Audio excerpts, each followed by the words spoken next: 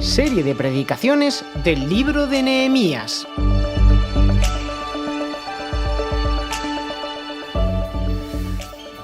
Me preguntaba hace un rato mi mujer si estaba nervioso, porque como estaba la iglesia tan llena, digo, no, es lo mismo. Pero visto desde aquí sí que impresiona, ¿eh? Pero la verdad que es una alegría ver que no se cabe. Bueno, seguimos hoy con el capítulo 2 de nuestro recién estrenado libro de Nehemías, que empezamos la semana pasada con José Daniel, en nuestra nueva serie de predicaciones expositivas que vamos a ver durante los próximos 2 o 3 meses. En el capítulo 1 vimos que Nehemías recibe malas noticias de los judíos que estaban en Jerusalén. En Nehemías 1, versículo 3, dice que los que se libraron del destierro y se quedaron en la provincia estaban enfrentando una gran calamidad y humillación. La muralla de Jerusalén seguía derribada con sus puertas consumidas por el fuego. Estas noticias le trajeron mucho dolor a Nehemías y dice la Biblia que oró, que ayunó y que clamó a Dios por el pueblo de Israel que estaba sufriendo. Y termina ese capítulo 1 diciendo Nehemías al Señor en una oración: te pido que a este siervo tuyo le concedas tener éxito y ganarse el favor del rey. Y ahí es cuando empieza este capítulo 2. Este capítulo que vamos a ver a lo largo de los próximos aproximadamente 40 minutos en 10 puntos diferentes. Y evidentemente 10 puntos no espero que los memoricéis, simplemente es como si estuvierais viendo un capítulo de una serie de Netflix que dura más o menos eso, 40 minutos, y vamos a ver 10 escenas diferentes. 10 escenas que son, si lo quieres pasar, la espera, la oportunidad, la oración, la petición, el testimonio de Nehemías, la oposición, la estrategia, formando al equipo, la oposición aumenta y por último la respuesta de Nehemías. En primer lugar vamos a ver la espera. Dice el versículo 1 de este capítulo 2 que un día en el mes de Nisán del año 20 del reinado de Artajerjes. Empieza este capítulo diciendo que estaban en el mes de Nisán del año 20 del reinado de Artajerjes. Y el capítulo anterior dice que estábamos en el mes de Quisleu. Y siguiendo el calendario hebreo, habían pasado aproximadamente 4 meses. Y Nehemías era un hombre de acción, pero tuvo que aprender a esperar. Él empieza a darse cuenta con el pasar de los días, de las semanas, de que aunque él prefiere que la respuesta de Dios sea inmediata, Dios tiene sus tiempos para todo, por urgentes que parezcan algunas necesidades.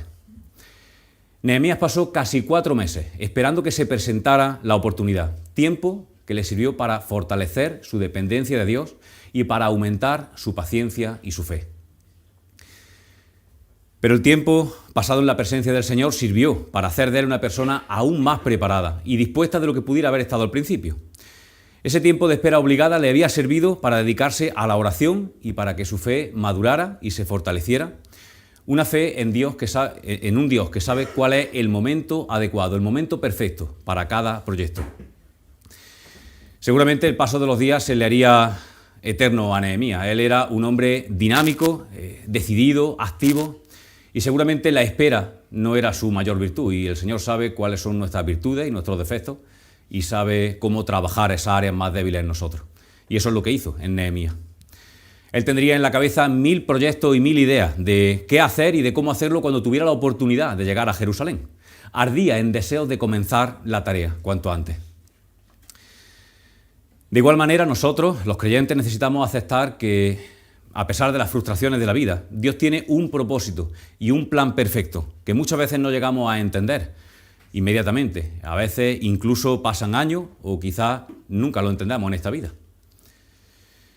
Siempre hay algo que aprender, incluso en las experiencias más difíciles. El apóstol Pablo, como lo vimos no hace mucho en la serie de predicaciones del libro de Hechos, aprendió las mayores lecciones bajo sufrimiento, prisiones y persecución. También me acordaba de José y de que tuvo que aprender que a pesar de pasar media vida como esclavo o como preso injustamente, Dios tenía un propósito perfecto para todo aquello que estaba permitiendo, que resultaba en un beneficio mucho mayor que el sufrimiento que tenía que pasar. En sus propias palabras, en Génesis 50:20, José decía: ¿puedo acaso yo tomar el lugar de Dios? Dios transformó este mal en bien para lograr lo que hoy estamos viendo, salvar la vida de mucha gente. José tuvo la oportunidad de darse cuenta de esto solamente después de haber pasado 14 o 15 años. se dio cuenta de que todo aquello formaba parte de un plan mucho más amplio. Y también el cristianismo. El cristianismo no empezó con una acción inmediata después de la ascensión de Cristo. El cristianismo empezó con una paciente espera. Los primeros cristianos se dedicaron a esperar y no a trabajar durante los primeros 50 días. Se les ordenó de forma expresa que no salieran de Jerusalén, sino que esperaran. El mundo les esperaba ahí fuera, pero por el momento la dependencia en oración y la obediencia paciente eran más necesarias. Y es que, como dice el Salmo 46:10, muchas veces tenemos que quedarnos quietos y reconocer que Él es Dios y verlo actuar y esperar a que Él se mueva. Para nosotros, los creyentes, los tiempos de espera nunca deben ser tiempos perdidos. Debemos tomar ejemplo de Nehemías y usar ese tiempo para fortalecer nuestra intimidad y nuestra dependencia del Señor, para aumentar nuestros tiempos de oración y para planificar y estar preparados para cuando Dios decida actuar, que no nos pille de improviso.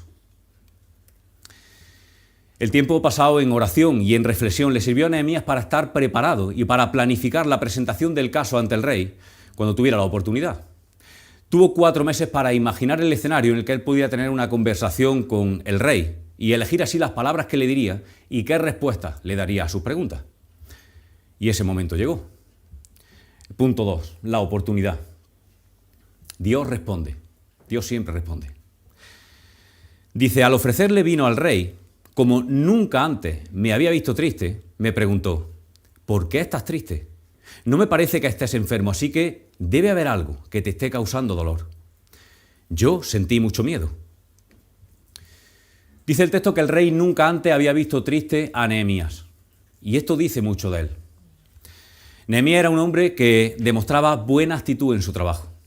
Estaba siempre de buen ánimo y aunque seguramente tenía problemas como todo el mundo, él no dejaba que eso afectara a su trabajo. Y él tenía buen testimonio para con la gente que trabajaba con él en la corte, incluso para con el rey mismo. Hasta el punto de que el mismo rey se sorprendió hasta preguntarle directamente e interesarse por sus preocupaciones, por sus inquietudes. Y yo me preguntaba si somos así en nuestros trabajos. Si tenemos buena actitud, buen ánimo, o más bien con frecuencia tenemos una actitud de queja, de frustración, de insatisfacción, de resignación. Me preguntaba si alguien nos ve un día triste, si le llamaría lo suficiente la atención como para preguntarnos o si pasaría desapercibido. ¿Consideramos que nuestro lugar de trabajo es el lugar donde Dios nos ha puesto para servir? ¿Nos planteamos seriamente cómo podemos servir a los que nos rodean, a la sociedad por medio de nuestros trabajos? Separamos con demasiada facilidad nuestra vida religiosa de nuestra vida laboral y no debe ser así porque somos cristianos también en nuestros trabajos.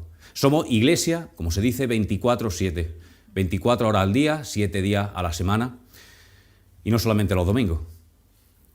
Y yo quiero preguntarte una cosa, ¿cómo te comportarías si en tu trabajo, en tu actividad diaria fuera grabada durante la semana como si fuera Gran Hermano y proyectada aquí el domingo? ¿Harías las cosas igual que las haces o cambiaría alguna? Nehemías sabía que su puesto de trabajo como sirviente de un rey pagano, en un entorno pagano, en una cultura pagana, tenía un propósito dirigido por Dios y él estaba siempre dispuesto a servir a Dios en el puesto de trabajo que él tenía. Hagamos lo mismo. Hagamos el ejercicio intencional de pensar cómo podemos servir a Dios en nuestro trabajo y por medio de nuestro trabajo. Haciéndolo, como decía Pablo a los Colosenses, todo como para el Señor, siempre con una actitud de agradecimiento y no como para el hombre. Pasamos 30, 40, 50 horas semanales en nuestro lugar de trabajo. Es demasiado tiempo como para desperdiciarlo. Así que tengámoslo en cuenta para orar por ello, para pedirle a Dios que abra nuestros ojos a sus propósitos en ese lugar en el que nos ha puesto. Sea cual sea, en la policía, en el hospital, en la universidad, en el instituto, en el colegio, como profesor, como operario en una fábrica, haciendo las tareas del hogar, sea cual sea tu puesto de trabajo, el Señor tiene un propósito para ti allí. Por otro lado, también es posible que el rey se sorprendiera de ver triste a Nehemías porque estaba prohibido presentarse ante el rey o servirle con mala actitud o con mala cara. Servir en la corte del rey de Persia se consideraba un privilegio, un honor, y era inadmisible hacerlo triste. Esto te podía costar la vida. Por eso dice que sintió mucho miedo. Y eso que Nehemías no era una persona pusilánime o apocada. El resto del libro nos muestra a un hombre decidido, que no se viene abajo por las dificultades, que ante los problemas busca soluciones sin tener en cuenta la amenaza. Un hombre que asume con determinación la iniciativa y el liderazgo en situaciones que abrumarían a la mayoría. Pero en esta ocasión, y ante la pregunta del rey, Nehemías tuvo miedo. Y es que los reyes orientales, con sus repentinos e impredecibles cambios de humor, pues no se caracterizaban precisamente por su comprensión o por su tolerancia. Una palabra inoportuna en un momento inconveniente y acababas condenado a muerte. Así que es normal que Nehemías sintiera miedo. Pero él fue valiente, él confió en Dios y decidió expresar sus sentimientos y su preocupación sabiendo que esa era la oportunidad que llevaba meses esperando. Seguramente pasó por su cabeza si esa era la razón por la cual llegó a ocupar ese puesto que él ocupaba en la corte. Quizá él seguramente conocía la experiencia de Esther en ese mismo lugar tiempo atrás y quizá resonaba en su cabeza esa frase que Mardoqueo le dijo a Esther en Esther 4:14 cuando le dijo: ¿quién sabe si no has llegado al trono precisamente para un momento como este? ¿Quién sabe, Nehemías, si no has llegado a servir al rey de Persia precisamente para este momento? Entonces, en el momento de la verdad, Dios le concede a Nehemías la gracia necesaria para ponerse en pie y para dar a conocer sus sentimientos. Y me acordaba de las palabras de Jesús, cuando en Mateo 10, del 18 al 20, le dijo a sus discípulos: os llevarán ante gobernadores y reyes, para dar testimonio a ellos y a los gentiles, pero no os preocupéis por lo que vais a decir o cómo vais a decirlo. En ese momento se os dará lo que habéis de decir, porque no seréis vosotros los que habléis, sino el Espíritu de vuestro Padre hablará por medio de vosotros. Estas palabras de Jesús fueron una realidad en la vida de Nehemías 450 años antes de que Jesús las dijera. Y es que la gracia de Dios hace su aparición en el momento de necesidad. A lo largo de los siglos, miles de personas hablan de la experiencia de haber recibido las palabras necesarias, las fuerzas necesarias para hacer frente a una situación justo en el momento de presentarse la crisis, con una solvencia que no habrían podido imaginar jamás. Personas que experimentaron la suficiencia del poder de Dios. Es cierto que tenemos que estar preparados, pero debemos estar seguros de que, llegado el momento de necesidad, Dios nos proveerá de las fuerzas y de los recursos que necesitemos para cumplir con su propósito. Nehemías recibió la provisión inmediata de la gracia de Dios. Tras meses esperando, había llegado el momento de la verdad. Estaba ante el rey y el rey estaba esperando su respuesta. Así que Nehemías le contesta. Versículo 3. Y le respondí: que viva el rey para siempre. ¿Cómo no he de estar triste si la ciudad donde están los sepulcros de mis padres se halla en ruina, con sus puertas consumidas por el fuego? ¿Qué quieres que haga?, le contestó el rey. Nehemías informa al rey de que ya no puede ocultar por más tiempo la razón de su tristeza.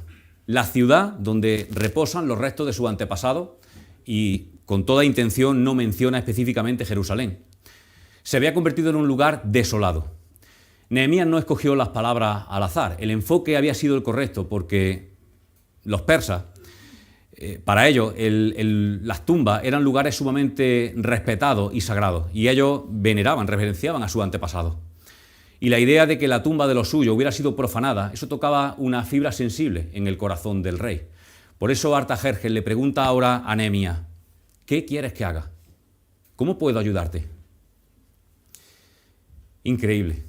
Esta era la oportunidad de oro. El rey del imperio más poderoso del momento estaba a su disposición, ofreciéndole su ayuda. Pero antes de responder, Nehemías tenía que hacer algo. Tenía que consultar a alguien. Eso nos lleva al punto 3, la oración. Dice: encomendándome al Dios del cielo, le respondí. En otras versiones dice: entonces oré al Dios del cielo y respondí. ¿Pero cómo? ¿Qué oración puede ser esta? Nehemías estaba en plena conversación con el rey y antes de expresar su petición, ora a Dios. ¿Creéis que le dijo: oh majestad, necesito irme a mi habitación a orar un rato y ahora vengo? No, ¿verdad? Claro que no. En el capítulo 1 vimos una oración de Nehemías que ocupa 6 versículos, una oración extensa, con detalle, en la que él alaba a Dios, en la que él hace memoria de las promesas de Dios, en la que él le cuenta a Dios su preocupación y le hace sus peticiones. Y quizá este es el modelo que más relacionamos con la oración, pero la oración es mucho más que eso. Es una comunicación permanente con Dios. Es una actitud con la que se vive el día a día. No solamente el tiempo que apartamos en soledad o las reuniones formales de iglesia, las reuniones de oración.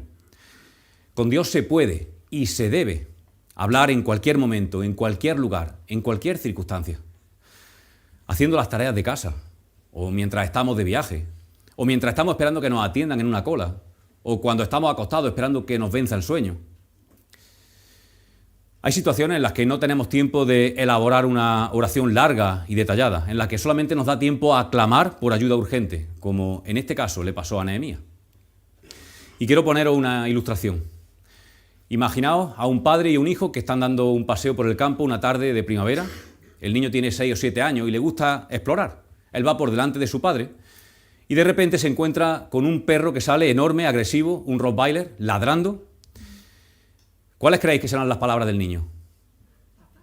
Oh, padre de familia, mi protector y proveedor de todo lo que tengo.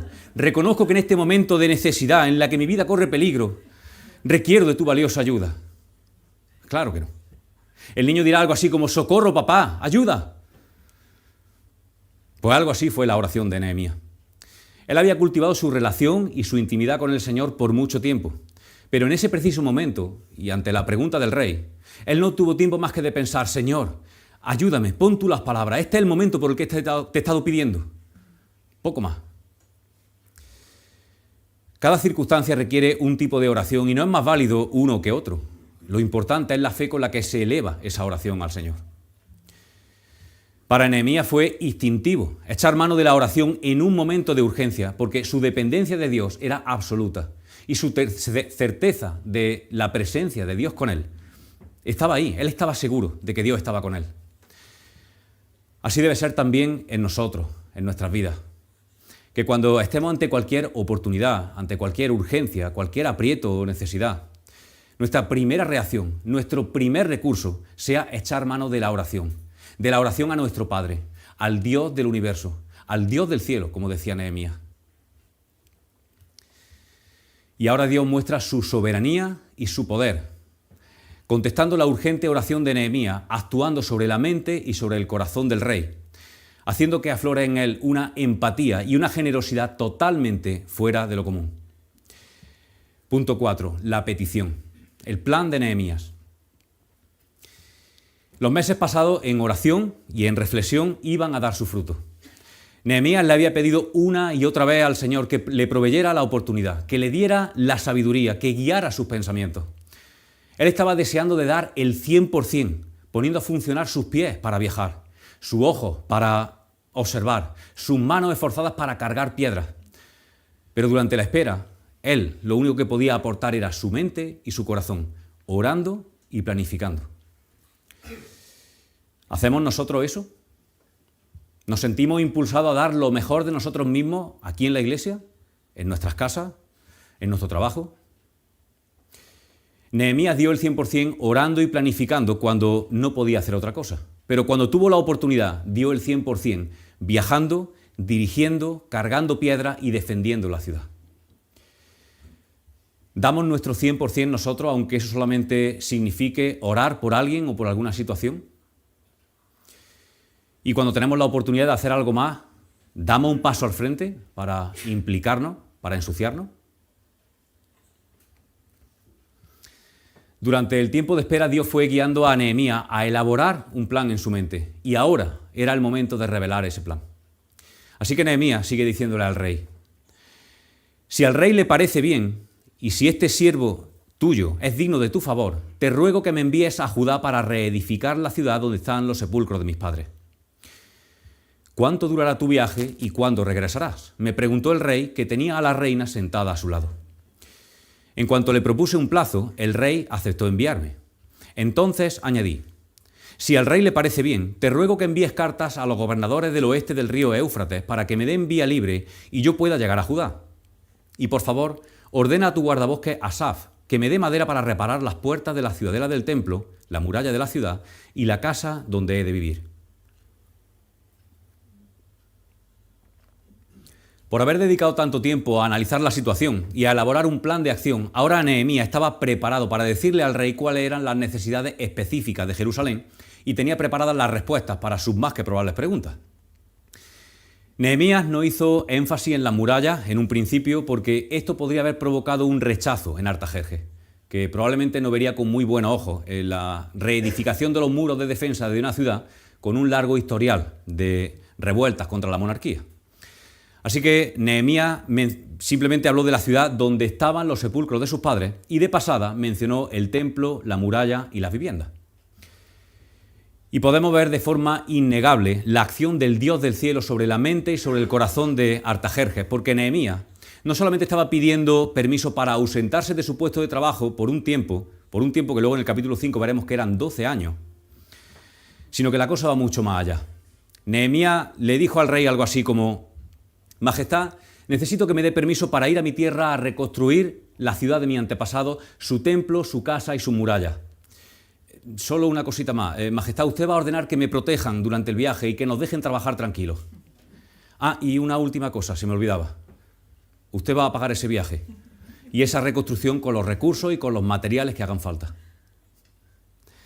Y Nehemías pudo dar testimonio de que el rey accedió a su petición porque el Dios del cielo estaba actuando en su favor.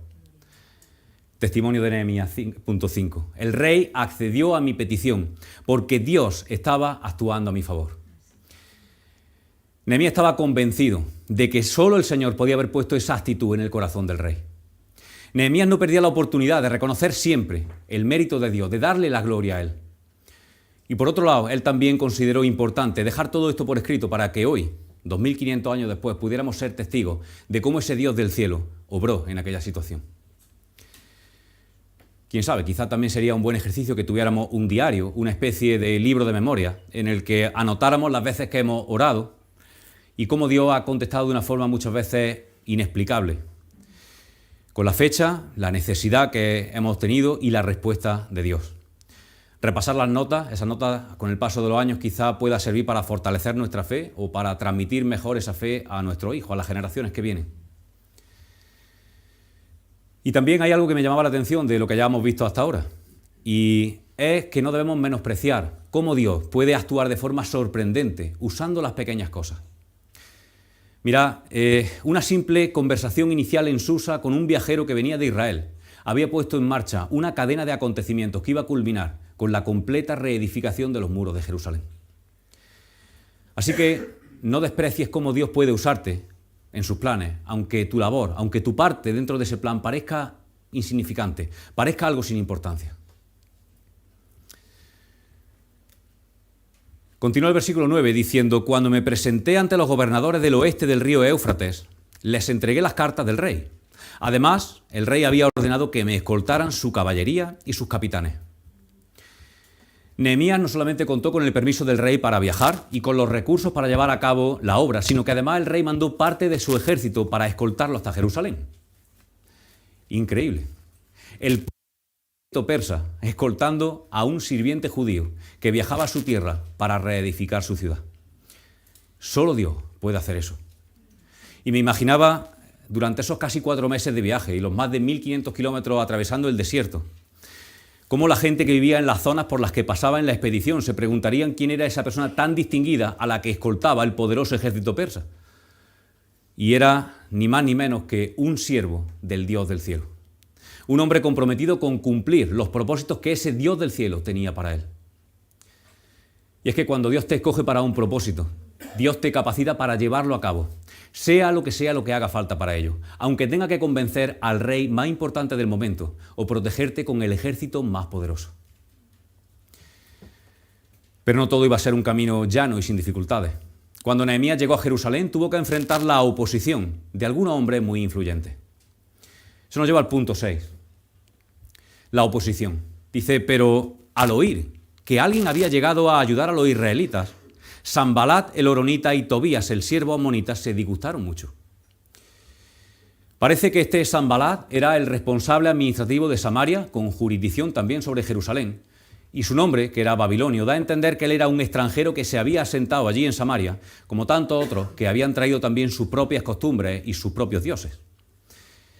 Tobías era un estrecho colaborador suyo de Sanbalat y se cree que era uno de los gobernadores de la región, que probablemente estaba a cargo del territorio amonita.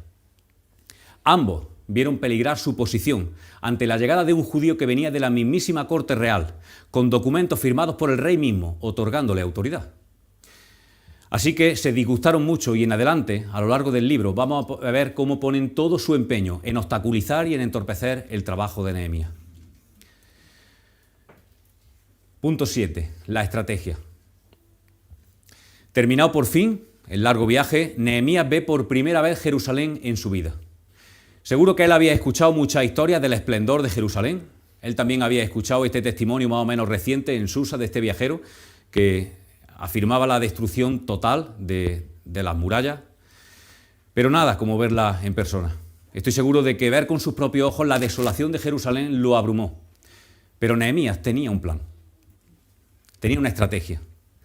Dice que 3 días después de haber llegado a Jerusalén, 3 días después pasaron, Nehemías tenía mucho por hacer, pero él sabía que el descanso era imprescindible. Era imprescindible para rendir bien.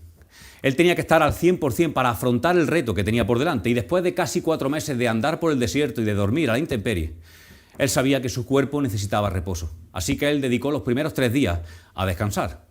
Aunque seguramente hizo algo más que eso, no me lo imagino tumbado en una hamaca bebiendo mojito. Seguramente él tuvo tiempo de caminar por la ciudad, de relacionarse con la gente y de comprobar quiénes eran dignos de confianza y quiénes eran capaces de identificarse con él y con su proyecto. Pero Nehemías dedicó esos 3 primeros días a descansar, a reposar, y todos tenemos un cuerpo que cuidar, unas necesidades físicas que atender. Y si no lo hacemos, no podemos rendir bien. La falta de descanso a la larga provoca agotamiento, aumenta la ansiedad, la irritabilidad, nos priva de la perspectiva correcta, acaba con nuestra paz. Jesús sabía esto y por eso se apartaba a orar y a reposar con tranquilidad, con la tranquilidad que le dejaban. Y aconsejaba a sus discípulos que hicieran lo mismo, que se preocuparan también de descansar y de alimentarse bien. Dice el versículo 12, dice, salí de noche, acompañado de algunos hombres, pero ninguno de ellos le conté lo que mi Dios me había motivado a hacer por Jerusalén. Por ahora Nehemías prefiere mantener la discreción. Necesitaba tiempo para saber en quién podía confiar y en quién no. Por ello salió a inspeccionar el terreno de noche, en compañía solamente de algunos pocos hombres de allí que conocerían el terreno. Cualquier filtración de sus planes podía ser un problema, porque seguro que Sanbalat y Tobías tenían gente de confianza en Jerusalén que le irían con el cuento de cualquier cosa que pudiera perjudicarlo. Dice que la única bestia que llevábamos era la que yo montaba. Esa noche salí por la puerta del valle hacia la fuente del dragón y la puerta del basurero. Inspeccioné las ruinas de la muralla de Jerusalén y sus puertas consumidas por el fuego.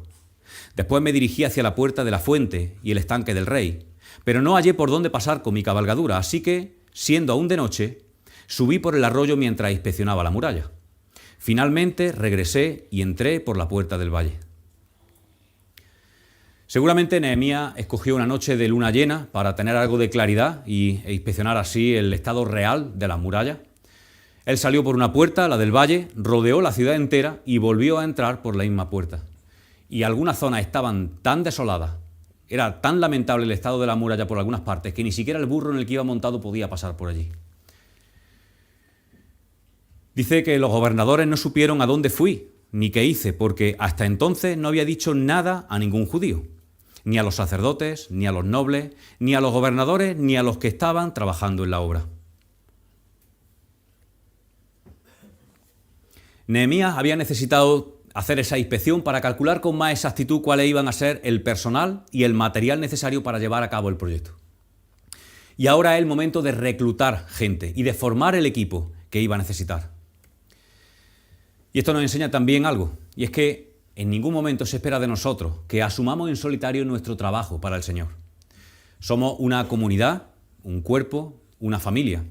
Y acabamos de ver durante la última semana en nuestras predicaciones que nos necesitamos unos a otros, que dependemos unos de otros, que no somos unidades aisladas, sino que somos ladrillos en la construcción permanente, en la construcción continua de ese templo vivo que es la Iglesia de Cristo. Eso nos lleva al punto 8, a la formación del equipo, animando a los compañeros. Dice el versículo 17, por eso les dije, vosotros sois testigos de nuestra desgracia. Jerusalén está en ruina y sus puertas han sido consumidas por el fuego. Vamos, animaos, reconstruyamos la muralla de Jerusalén para que ya nadie se burle de nosotros. No se dan detalles de cómo, pero Nehemías se hizo con un numeroso equipo. Personas dispuestas a asumir responsabilidades, personas de confianza que iban a colaborar con él. Y está claro que Dios estaba también detrás de todo eso, porque Él produce tanto el querer como el hacer, por su buena voluntad, ¿verdad? Pero que un recién llegado como Nehemías consiguiera ganarse la confianza de la gente y estuvieran dispuestos a seguirlo en tan enorme reto, esto habla mucho de las cualidades que Nehemías tenía como líder.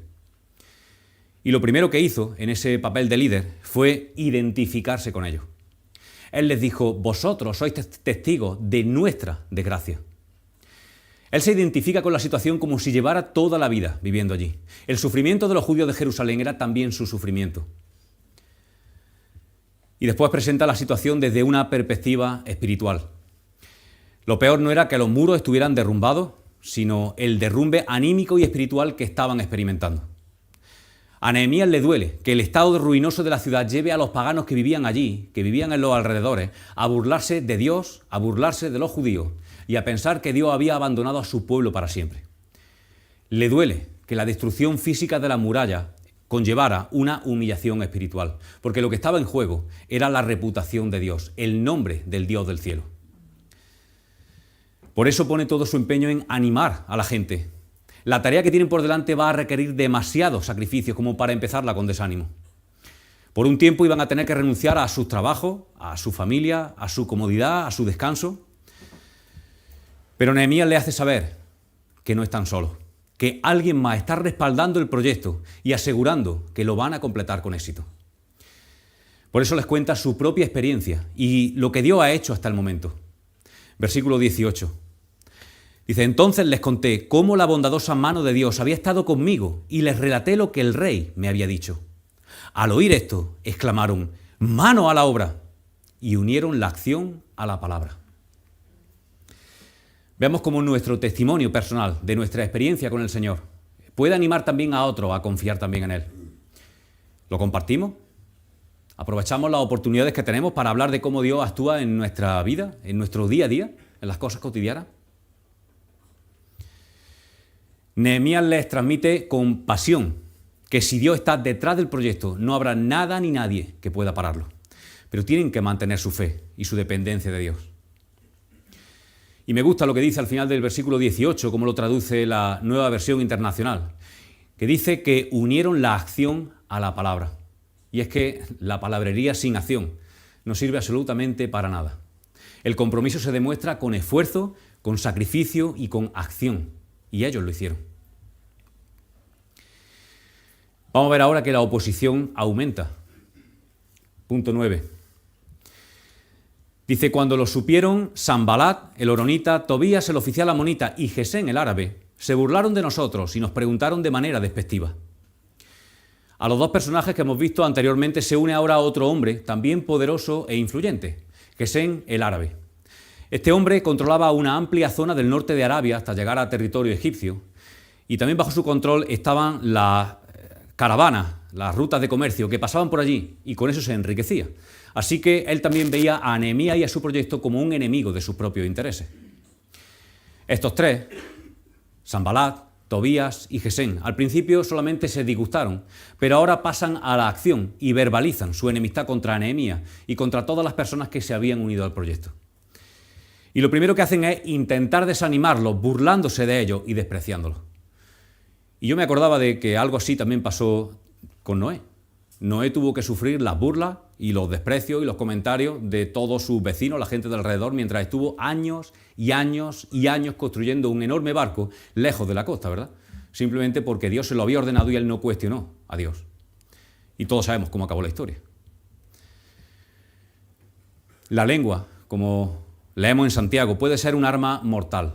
Jesús ya advirtió de que los creyentes, los que nos identificamos con Él, seríamos insultados, despreciados, burlados, todo por causa de nuestra fe. Eso como poco. Pero también dijo, gozaos y alegraos, porque vuestro galardón es grande, no será grande, es grande en los cielos. Así persiguieron a los profetas antes que vosotros.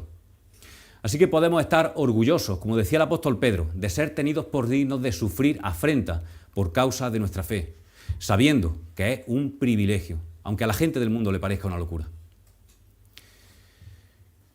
Los enemigos de Nehemías siguieron su oposición diciendo: ¿pero qué estáis haciendo? ¿Acaso pretendéis rebelaros contra el rey? Y esto era una acusación muy grave, porque pretendía desanimar a los trabajadores de Nehemías. Si ellos eran considerados traidores y rebeldes contra el rey, seguramente serían condenados a muerte. Las personas que iban a trabajar en el proyecto sabían que aquello podía costarles la vida si esas acusaciones de sus enemigos prosperaban.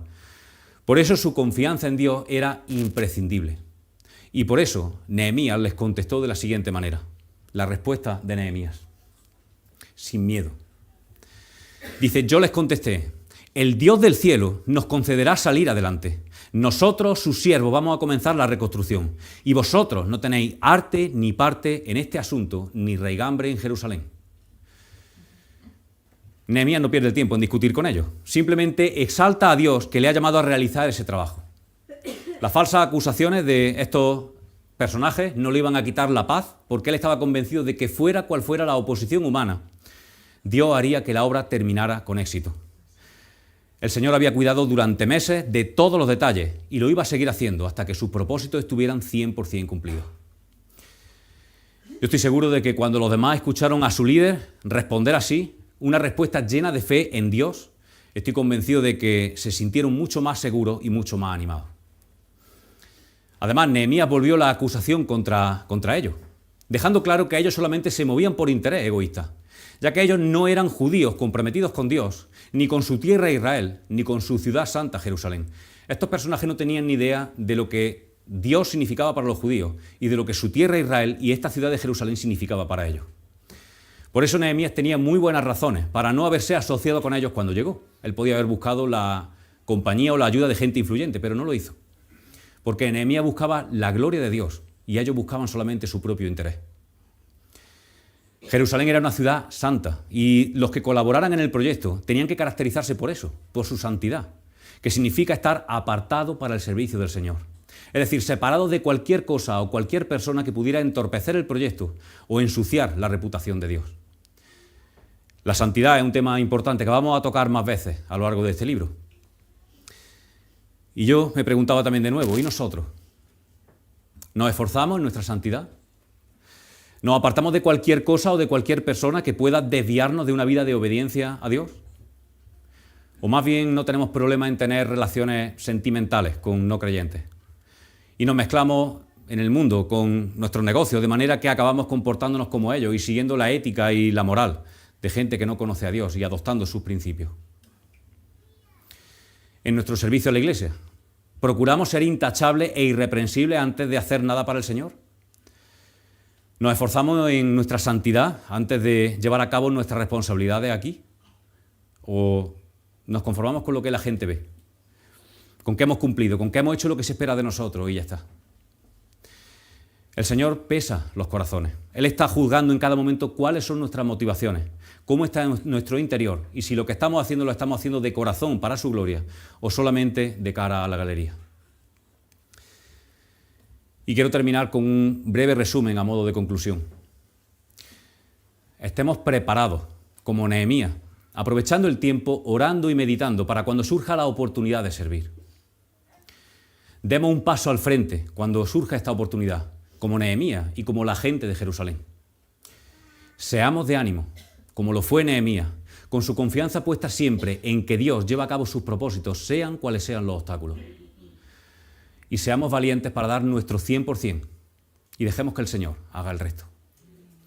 Pues que el Señor bendiga su palabra y nos ayude a obedecerla y a ponerla en práctica. Que el Señor os bendiga.